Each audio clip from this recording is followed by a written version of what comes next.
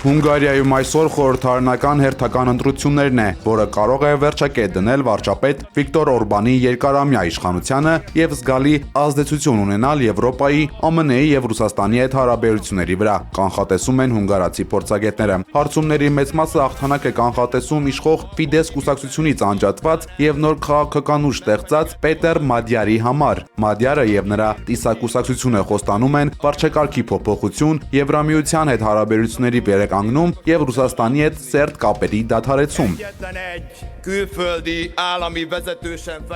Չնայած ընդդիմադիր տեխնացուի աճող վարկանիշին, Վիկտոր Օրբանը քվեարկության նախօրեին հանդես է եկել ինքնավստահ հայտարարությամբ, խոստանալով այնպիսի հաղթանակ, որը կզարմացնի բոլորին։ Նա շարունակել է իր քարոզարշավի հիմնական թեմաները, թիրախավորելով Բրյուսելին ու Ուկրաինային եւ հայտարարելով, որ իրենք չեն տա իրենց զենքն ու փողերը։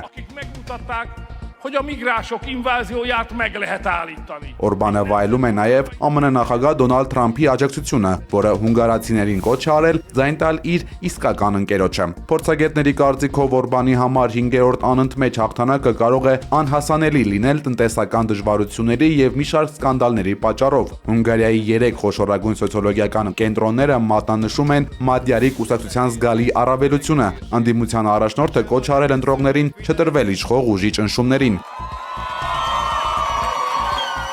Կանխատեսվում է, որ ընտրությունների ելքը որոշիչ կլինի նաև Ուկրաինային տրամադրվող աջակցության հարցում, քանի որ Օրբանը բազմիցս վետո է կիրառել Եվրամիության օգնության փաթեթների վրա։